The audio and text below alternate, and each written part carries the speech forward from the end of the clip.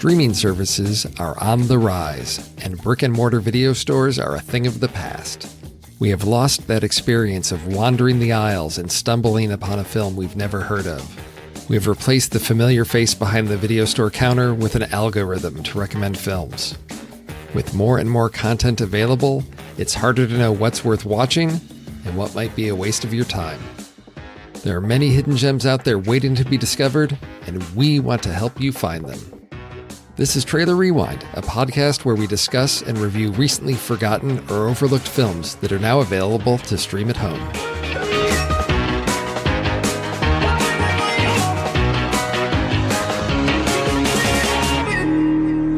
This month on Trailer Rewind, we are looking at two films about earthly exiles. In today's episode, we are going to be discussing Aniara.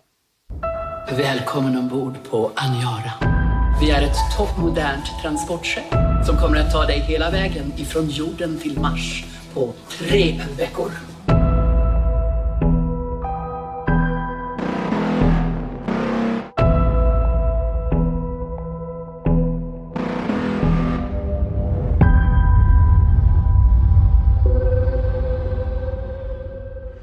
Today is February 18th, and Aniara is available on Hulu. Yes. So, JJ, we've got another space exile movie. This one, it's interesting overlap with our previously discussed film, High Life. Yes. But Aniara was released in 19 theaters on May 17th, 2019. I assume globally, though. This is because it's a Swedish movie, so this is not 4 theaters in the U.S. or 19 theaters in the U.S. This is a much bigger... Oh, no, this is 19 theaters in the U.S. Oh, okay. Because what my sources, we usually deal with... Just the U.S. stuff. Okay, we get this... Yeah, when it comes to total box office, it may give us some global numbers, but usually on theatrical releases, we're talking domestic here in the States. Good. It was in theaters for less than 1 month and made a whopping $40,000 by the time it left theaters on June 13th. $40,000? Yes. Oh, my goodness. And it hit digital and DVD on August 20th, 2019. Now, so High Life was a little bit earlier, but there was some overlap. Yeah. These were both in theaters at approximately the same time, which I find interesting because they're both about exiles in space. Right. This one I found a little bit more interesting in terms of identifying who this audience was for, because clearly we've got a foreign film, so there's a foreign market this was probably mostly targeted towards. And it's the fact that Aniara is adapted from a book-length science fiction poem written by Swedish Nobel laureate Harry Martinson back in 1956. Okay. So I'm guessing a celebrated author, an adaptation of one of his works. I'm guessing there was probably a Swedish audience for this film. I'm going to include a link in the show notes to the PDF of the book that's available online because it's out of print in English, and you could probably go to eBay or Amazon and pay, a hefty sum for it, but there is a version of it, a PDF that's available online if you're interested in reading a book-length science fiction poem translated from Swedish. Yeah, and I feel like the film was done in a poetic sort of way. So I think you're asking who it's for. I think right, yeah. If you view sci-fi in that sort of dreamlike poetic way and are ready for some tragedy associated, if you're ready for the Starship Enterprise to go off course and what everyone's going to have to deal with when it happens, you might like this movie. I saw a world on IMDb. It says a worldwide gross of 42,000. So I don't know. Either clearly they're not getting all the information there, or this movie was just a huge miss. And this is what's baffling to me because I think this film works really well in addressing some concepts of human nature, culture, society. What made me really laugh, though, at the beginning of this film, there is currently a series on HBO, a comedy series called Avenue 5. Oh, I'm not familiar. With Hugh Laurie. Okay. So Hugh Laurie is the captain of this ship, and it's a ship that's it's basically a galactic cruise ship. It's leaving from Earth. It's going to go around to Saturn and back, and something happens and it gets knocked off course. And so they're off and they can't get back on course. So my wife and I have been watching Avenue 5. We love Hugh Laurie. And Josh Gad is in it. It's a really funny movie of just how people react to like catastrophe with comic tones to it. So I'm watching Aniara, and she's working on something else, but she's, glancing over and watching bits and pieces, and she's like, is this Avenue 5 like the Swedish serious version of it? And I thought, well, clearly this story came first back in 1956. Is Avenue 5 an adaptation of this? No, it's not, but it may be inspired by that same concept of how does a group of people, because our ship in Aniara is basically its own culture. So if people out there are watching Avenue 5, you may want to take a look at Aniara for a different take on that same subject matter. But there's no comedy. But there's no comedy here. But I think it does provide a compelling story about how people cope with, I guess, I don't want to say grief or mourning, but tragedy. It is tragedy, and what behaviors people take and these kind of things. Because there's a diversity of human experience that's explored in this movie that I think it's interesting. I think it's interesting in a sort of metaphoric way about the way that worlds and cultures and civilizations are built. Because if you think of human pioneers and what they did, when we were exploring the planet, and this is a translation to that into the outer world. I think if you're into that sort of thing, that sort of world building, this movie is going to challenge you, but it's got some great metaphors to the way that civilization came about for the human race. Yeah, I had a feeling this was going to hit you in a certain zone because, as I recall, just movies that deal with trauma, grief, and human responses to that seem to be something that you're intrigued and interested in. And so I thought, given that, plus, personally, I know you do, occasionally travel to Sweden, right? That's right. 2 or 4 times a year. Yeah, it's a big deal. A couple touchstones with this film here. Right. I thought, so next time you're over there, you can, this is one of their,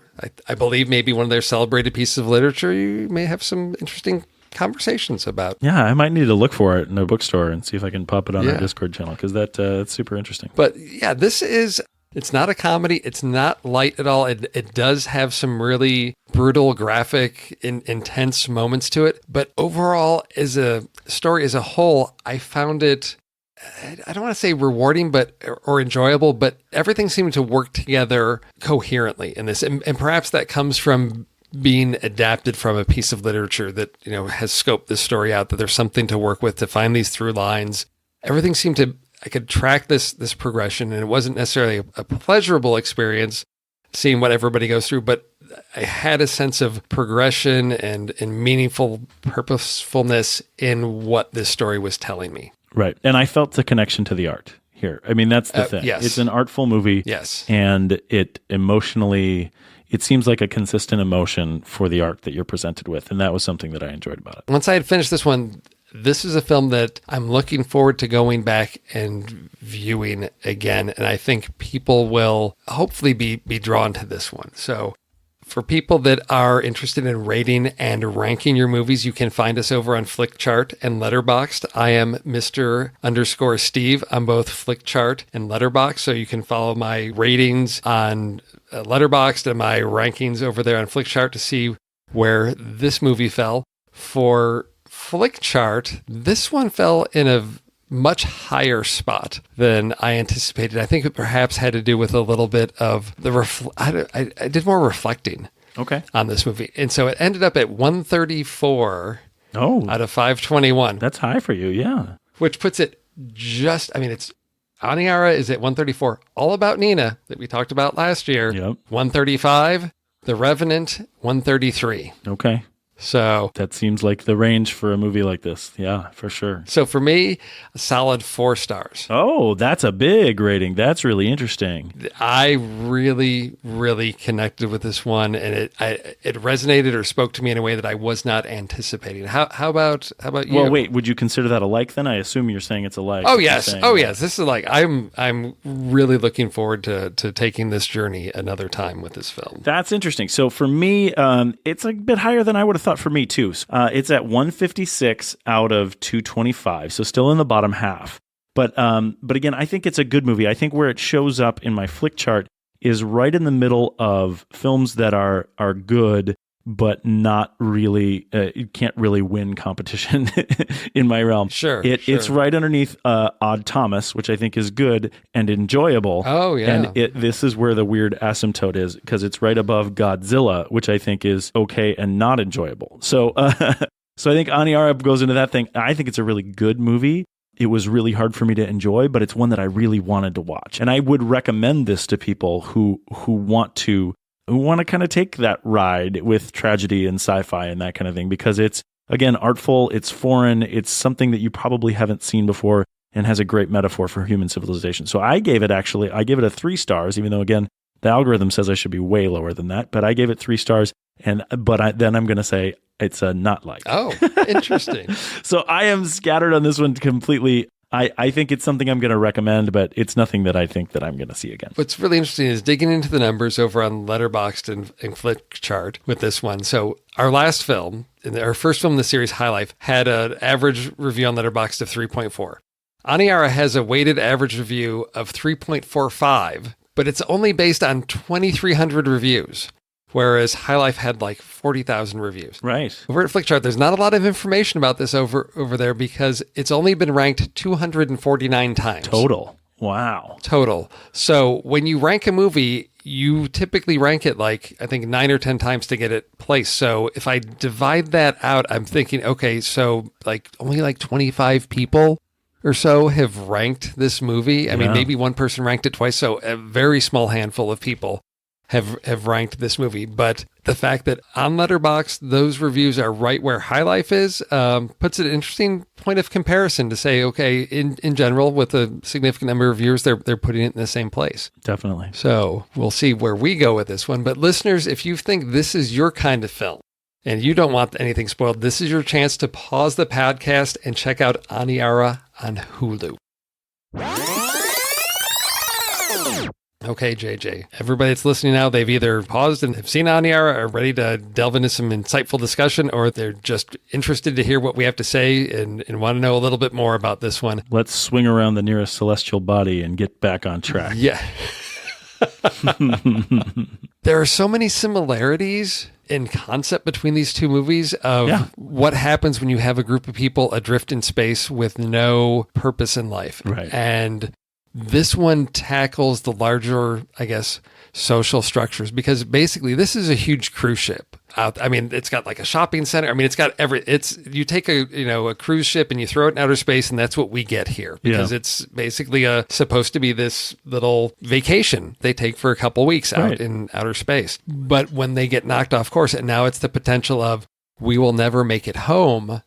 For me, that pushed it into a really interesting sort of philosophical space of how do we define meaning and purpose in our life? If it's getting back home, but if we never have the opportunity to return back home, what do we do with ourselves, and how do people respond to that? Right. And it's all different. I mean, everybody has a different reaction, and they all feel authentic. Yes. Oh, yeah. The positive, the negative, the sort of stick it, just get by it kind of idea, the political, it really takes a view of all different kinds of reactions to tragedy. And I think that's one of the wonderful things about this movie. Oh, and it has the science fiction aspect of it. I mean, one of the key pieces to this story is, I mean, our main character and her role and how that shifts, because she runs like I don't even know what you call that space that she sort of is there to like... They call it the Mima. The Mima, but it's basically... And it's just this sort of AI holodeck, right? I mean... Right, sort of, but it's like beamed into your head. Yes. And so you can basically close your eyes and you can see... It's a way to re-experience Earth, because clearly Earth is not...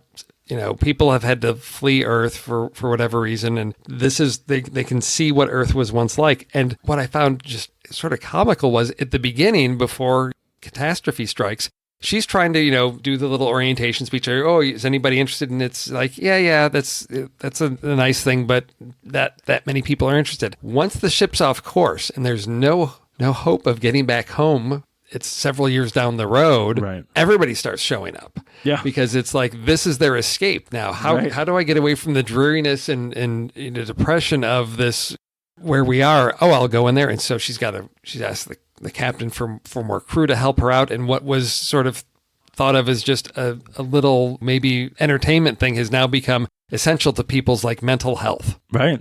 Yeah. Which was fascinating to me. And so this woman, she's the Mima Robe. Mima Robe. Is her title. But we basically follow her story and we see things through her perspective in terms of where we are within society on the ship. So she's a crew member, but she interacts with the public a lot, which I think gives us an ideal entry point to this story so that we get to see both sides of things. Yep. We get interactions with the staff. And one of the key characters that she interacts with a lot is the astronomer. And early on when the ship... because they're roomed together. Well, they're roomed together.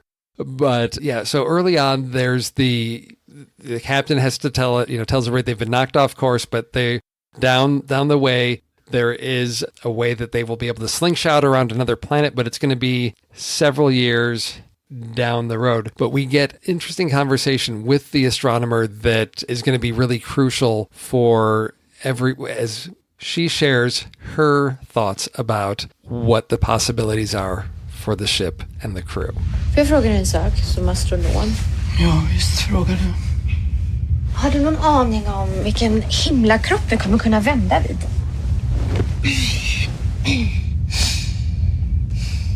Vad sa du? Nej, jag sa ingenting. Därför att jag anar ingenting. Nej. Jag trodde du hade koll på sånt. Jag har koll på sånt. Svaret är ingen. Ingen? Nej. Va? Vi kommer inte kunna vända vid någon himlakropp. Du skämtar. GM54 är det som vi kommer närmast, men det finns inte en chans att vi kan komma åt ens massa. Måste piloterna kunnat räkna det för länge sedan. Jag fattar inte vad de håller på med på kommandobryggen. So this was a really compelling moment to me because it's not the captain of the ship, it's the astronomer and who's questioning like what the captain is doing on the bridge, like why are these decisions being made if there is no hope? It reinforced the idea that space is so vast. Oh, yeah. For me. There's a lot of those in this movie. Right. Yeah. Where it's just, oh, yeah, we're going to, you think about it's called space because that's all there is. And for them to lie to people and say, oh, yeah, we're going to hit this thing. There's a planet out there. There's something we're going to be able to slingshot around, for the astronomer to say, no, there's not. And you think about it, it's like, well, how big is space? What are the odds? And realizing, oh, they're in trouble. Right. But it got to me, it put the captain, it sort of set in motion some things to question, like what the captain's ultimate game is and what his role and responsibility is to the passengers on a ship, which is to give them hope, right? Without that, what will happen on a ship? He's got to maintain order on his ship. So what are the things that he does to try to maintain that order? What are the, I guess, sort of societal rituals that we have to maintain so that we continue to be a society and interact with each other in a humane way? And for him, you're going to have to deceive people or create false hope so that there's something to live for. Because if people don't have anything to live for, what's going to happen?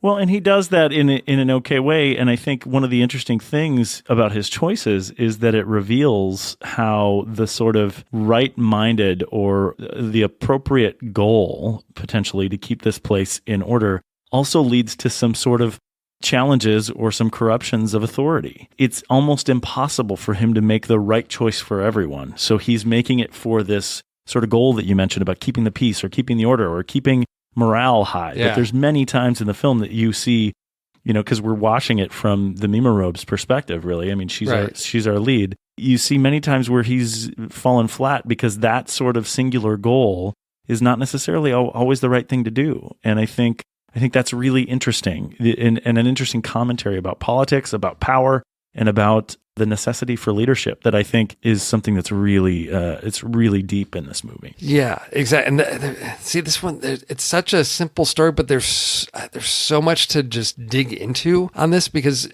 I guess it's about human nature, society. But even as I stepped back and thought, okay, you've got the captain, and what does he represent in society? Who is the astronomer? The astronomer is the scientist, and the scientists are about facts. Yep. And what happens if we if we get the unvarnished truth all the time? That's not necessarily always the best for a society to have. Exactly. That information, and sort of how does the captain balance that out? And as I watched this movie, I kept wanting to come back to these bits and pieces over and over about just how spot on it was. We get a We get a weird religious cult that gets started up. Yeah. You know, in response, the Mimarobe, she realizes that one of the things that's probably just really weighing on everybody is when they look out the window and it's just endless space. Right. So she wants to create this illusory shield to help everybody. Right, yeah. These projections out there of, because, you know, she knows that's why they come into Mima is they can see forests, trees, rivers. And so if that's out there, so she wants to build a projection out there so that people have something different to look at to break up the monotony. But, you know, she gets arrested. I mean, there's just so much that happens. And I love the structure because we haven't even talked about sort of our little title cards that come up. They give us our dates in time of like at 1 year or 2 years or 3 years. Then we start to make larger leaps, you know, at 5 years. Right. Where are we? And we get the same characters over and over again. We've got Mimarobe and her girlfriend. We've got the astronomer, we've got the captain, we've got some other familiar people, and we sort of see how they've changed over time, but also how the ship has changed, you know, from being this sort of cruise ship to abandoned hallways with just piles of garbage as people have just retreated into either their rooms or right. We lose people. Yes. In 1 year, there's just like a rash of suicides. Mm-hmm. So things are continually changing. And to me, it just captured so honestly human nature's response to when things, I guess, are unexpected tragedies. And I will always come back to that. And it's been cycled in history. I mean, that's one of the things, one of my favorite books that I've read over the last 5 years is this book called The Watchman's Rattle by Rebecca Costa. And she goes into the sort of stories that happen in history when we have these grand civilizations and then they collapse. And quite often they follow this pattern that you see with these group of people that as they're drifting through space, they go for. They sort of, at some point, they sort of devolve into this sort of spirituality that they think that if they sacrifice themselves or if they do something that's terribly human, that something actually will come of it in terms of their salvation. And a lot of times in history, what it's always turned into, it's always been about drought and it's always been about human sacrifice. Those two things are always what lead to the collapse of major cultures. But in this, you see when all of a sudden all the cults start up and they all kind of go in their own way and very strange. And it's just sort of the kind of human response to trying to deal with the things that we can't control and the things that we can't figure out on our own. This movie is a great sort of metaphor for civilization and collapse. And really, it's a metaphor for humanity. And I think it's really, really interesting to go on this ride with these people, even though it is beset on all sides by tragedy. Yeah. And they're... summed it up perfectly. Just, I mean, continuous tragedy. And I'm going to come back to one other scene with the astronomer, which, and I can't remember exactly which year this is, but it's sort of captures the feeling that everybody has in terms of making progress towards getting closer to the destination. Kan du se blåsan här? Om du tänker dig att den är Aniara så kanske du förstår någonting om rymdens storlek. Därför att i ett glas så rör sig en blåsa framåt oändligt långsamt. På samma sätt rör vi oss framåt. Men fastän vi har en otroligt hög fart så är det precis som om vi står alldeles still. Här har du oss. En liten blåsa i Godsandes glas. I loved that comparison to the bubble in the glass because people don't know. I was a big science, nerd in school. So, I mean, but glass is a liquid. It's a very, very slow moving liquid. If you go to Interesting. If you go to ancient, really old cathedrals in the stained glass windows, the stained glass, if it's, original, the glass will be thicker at the bottom and much thinner at the top because it over centuries has slowly flowed. So glass is actually a liquid that is just very, very slow moving. So this analogy of the bubble moving through the glass infinitely slowly, that's as the analogy for we're this tiny ship in space and it's so vast that we're moving, but it's imperceptible. Well, and it's impossible for the human brain to understand the vastness of space. And that's the thing. I think the astronomer you mentioned before, that sort of having that knowledge doesn't help anyone survive. It doesn't help her to have a nice living. But I mean, the way she describes it is wonderful in this scene. And really this sort of concept that we have in this human nature piece of us thinking thinking that if we drift or if we go long enough that we'll find something. I think that's something that we need to feel. But the reality of space is it's just so massive, and it's so unlikely for us to come in contact with anything, let alone a celestial body that we can whip ourselves around and hit our way back on track. But yes, I think it's a perfect scene to explain the despair that knowledge brings upon people in this situation. It's not soon after that, I think, that they detect an object moving toward them. Oh, right.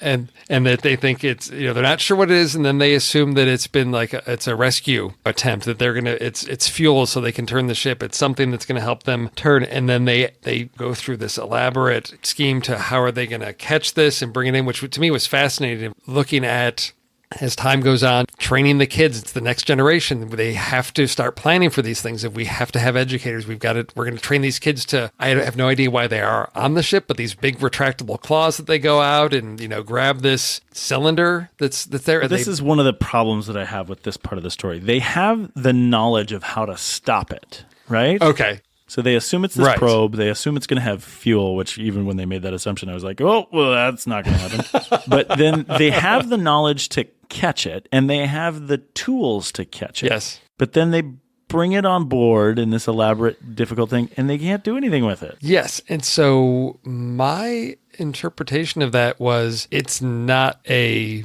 probe. What is it? It wasn't actually sent there.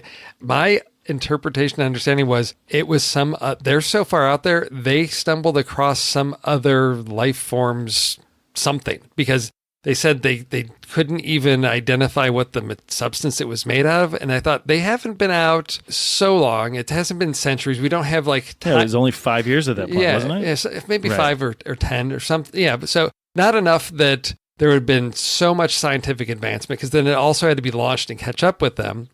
And we don't have a time distortion field going on where, hundreds of years have passed at Earth and it's catching up. So my interpretation is it's some unknown flying object. It's a UFO out there from somebody else out in space, since they're out there, and they happen to stumble across something, another piece of space junk from, I don't know, but the fact that they couldn't identify what it was made out of and they couldn't open it led me to believe it was hinting at other origins. Yeah, I guess that makes sense, but then it still bothers me that they give up on it. It's just a thing. I mean, it's just the same sort of foreign object damage that damaged the ship in the first place. It's just they through all this time. I mean, it's part of the essay in despair that the whole film is meant to be, right. But it was frustrating to me that this sort of life raft that they just gave up on, and it's just sitting there in the hull. I mean, even when we get to later years, it's still sitting there. Nothing has happened from it. Well, for me, it served the purpose in the catalyst for the captain to finally have to take action against the astronomer, because here was the hope that everyone had, and then the realization that it isn't that source of hope, and he's got to silence the astronomer, because it seems like every time she's undermining things, she's spreading rumors, she's, telling the truth as it is. There is no celestial body to turn around. We're going to keep going forever. And, now it's what we thought was our saving grace here with a fuel source isn't. And he knows that whether it's through just honesty or her practicality or just the need to speak truth and facts, he can't have that, because the devastating effect that he anticipates that having on everybody of, it's going to take us a while to open it. Oh no, nothing's changing. And he eliminates the astronomer. He kills her. Which I was surprised, but as I sort of reflected on this, I thought that's what has to happen. That's the way the world works, of when there is that ultimate threat to peace, the powers in control will silence those. That's a hard pill to swallow, but you're not wrong. So it progresses. I mean, we've got so many things that I connect to High Life. Oh, sure. Yeah. As well on this, because we picked both these because they seem to focus on exiles in space, and I wanted to look at similar moments in each of these, because we do have a child that's born on the ship. As my wife was watching in the background and we get to the sort of religious cult sex orgy, she thought, well, somebody's going to get pregnant from this. I mean, come on. And of course, it's the reluctant lesbian that gets pregnant. It was just terribly unfortunate. Yes. Yes. So we've got that, the responsibility of raising a child and this one with much more tragic consequences where despair leads to, a Murder-suicide. Yeah. which was devastating. That was a really tough scene in this movie.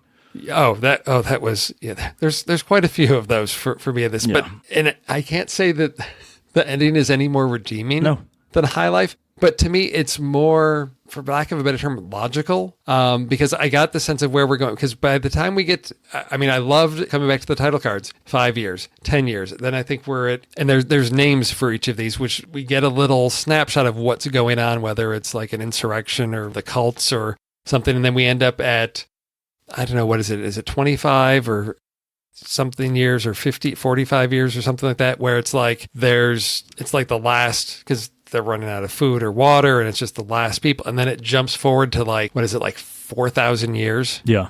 When it actually, at the end, spoiler. Oh, the last one isn't it like 5 million years? No. It's something really, really high. It's a huge leap. I mean, and clearly with the... Oh, no, you're right. You're right. I'm sorry. I'm looking here at, yes, in year 24 of the voyage, they sort of they're just blinded and sitting around in a circle. Sitting around, and then you're right. 6 million years later. Oh my goodness. Yes, it reaches another. And it's clearly to show that no one could have survived, first of all. Right, yes. And also that, and it's a direct point back to the astronomer's point in talking about the bubble in the glass. Yes. That it's impossible for us to understand the millions of years necessary to happen upon another planet in the universe. But for me, that was a fulfilling and rewarding closure to this movie, whereas High Life... Can you use a different word than rewarding? It was a fulfilling and satisfactory. Satisfactory? It closed the loop. It's something. Yeah. Well, yes, it closed the loop. Yes, it did close the loop, whereas High Life was a little bit more open-ended, and again, I wasn't sure what it was saying. This followed through. Maybe I should say that. It followed through on the promise from the beginning of there's nothing, it's an endless voyage. No one's going to survive. But...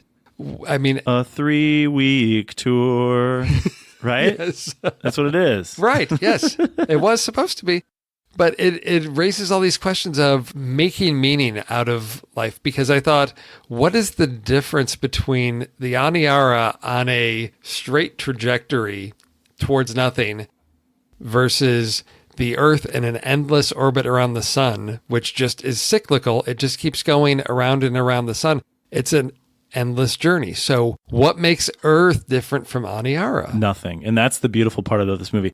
The astronomer is the parallel to the philosophers who have realized that life is nothingness, right? I mean, and then, the captain is the parallel to these sort of leaders in history that say, yes, life is nothingness, but we're going to make something of it, this kind of thing. And I think that's the real sort of wonderful layered metaphor that this piece is. And the captain even says it at one point to the Mima Robe. He says, we've made our own little planet here, planet Aniara. Yes. And it's just like, ugh.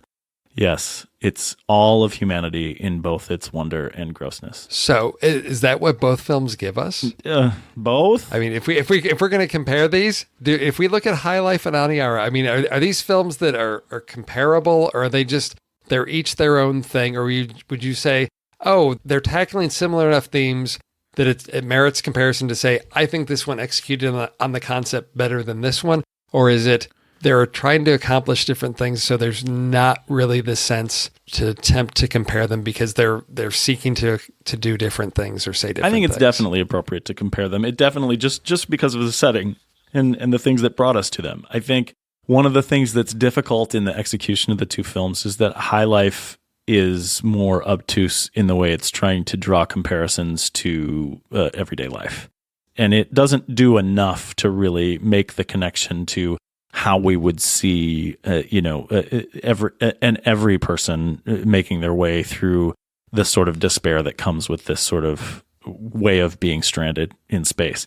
I think Aniara does a great job of taking this sort of macro metaphor message, and there are direct parallels. I think it's very accessible for people to get in and realize their place in the world and their place that they might end up in this tragedy, and then how it might all relate to their everyday life. So I understand the reason why they're similar. I just think that that High Life was limited And Aniara seems really sort of open and unlimited in a positive way. Okay.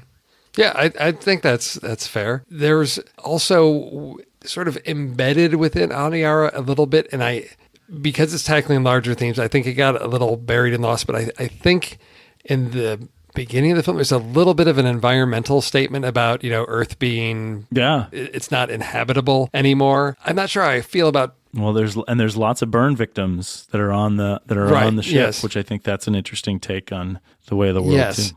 But is that, because I think the larger message of the story is about finding that meaning in the everyday, not, this is a cautionary tale that if we don't do something about taking care of the Earth environmentally, we're going to end up on Aniara drifting aimlessly about the universe. And I can't make that connection to it. I think it's not a cause and effect piece of, hey, we better do something about caring for the Earth or else this will happen to us, because I can't say that's, it was a weird, unusual, accident that sent them off course. Yep. But I think there is, for me, it was buried enough in there that I thought, okay, it's there. If people want to make something of it, it's there. But for me, it was the much more larger philosophical questions that were more redeeming to this. I completely agree with you. And I think it's indicative of the fact that the Swedes believe that there's nothing that we can do about climate change, that it's going to happen. And this is more a philosophical story about how even as we move to change or move to escape, we're going to be beset by the same difficulties that we have on this planet today. But I think it's indicative of that piece.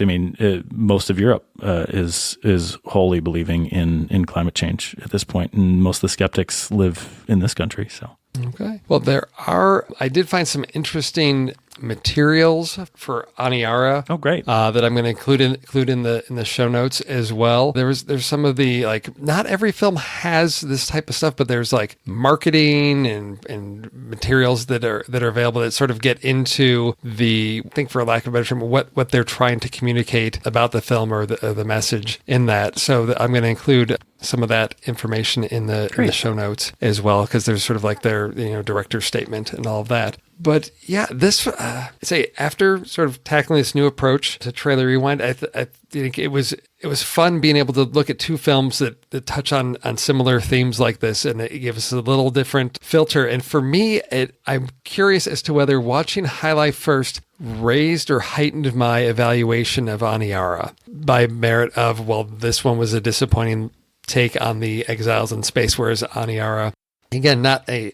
positive, enjoyable, rewarding view, but just seemed a better put together film, or just clearly communicated what it wanted to say to its audience. I think so, definitely. I think to answer your question, High Life first will set you up in a lower expectation mode for Aniara, and it will kind of prime the pump for making connections, which definitely helps in watching a foreign film like this. Okay. Well, if any of our listeners out there do jump into Aniara without watching High Life, I would love to hear your feedback and see how this film stands up on its own. It's not one that I feel like I'm in a good position to have any of my other family members really watch the whole thing to say, hey, you're seeing that, you're not going to watch High Life, but I'm going to have you watch this one. How do you feel? Because I don't think I want to, as I said, my wife half paid attention to this.